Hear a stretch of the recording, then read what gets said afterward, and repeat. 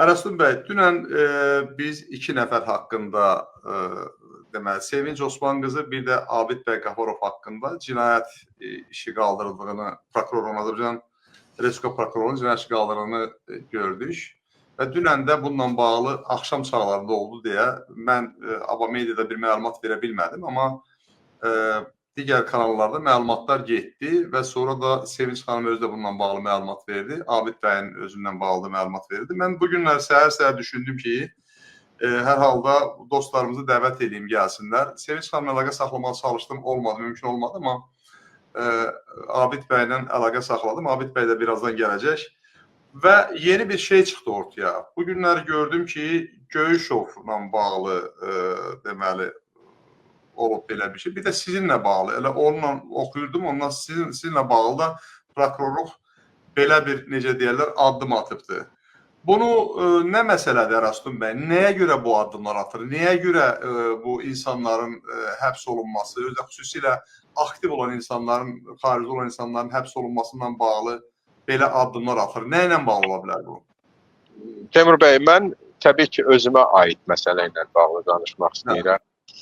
Çünki konkret söhbət mənim adımdan gedirsə, mənə qarşı hansısa bir iddiamdan gedirsə, ona cavab verə bilərəm.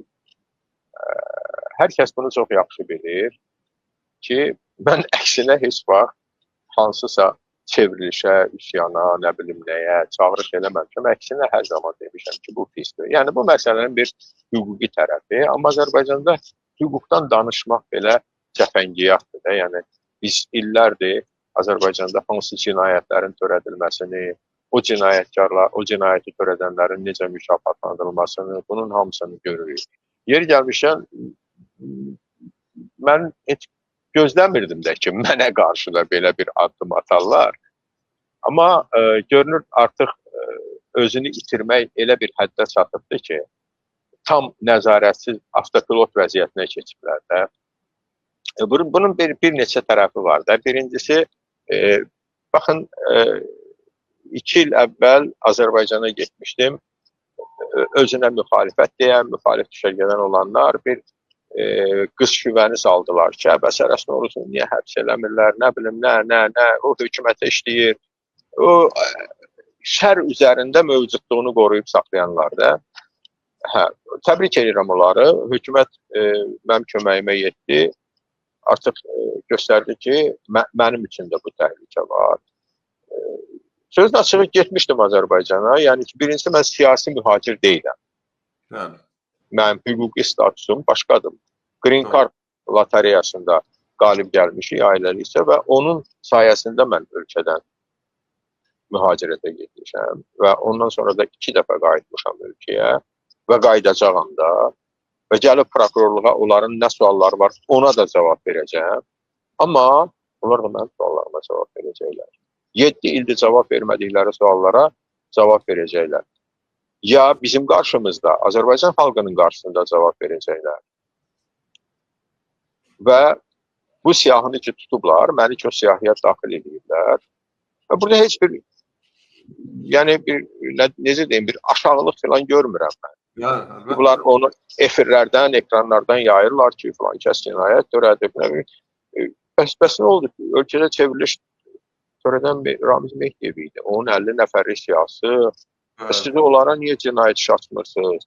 Durub ölkənin kənarında yaşayan adamlara, özdə ölkədə müəyyən deyək ki, bir məhdud olsa da, bir cəmiyyətin müəyyən bir kəsimində inanılan, nüfuzu olan, izlənilən insanlara siz cinayət iş açmaqla nə məqsəd güdürsünüz? Yoxdur.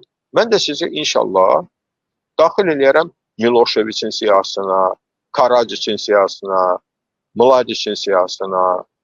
Bunlar hamısı, dostlar, insanlığa qarşı cinayət törətmiş Serbiyada, qətliam törətmiş adamlardır.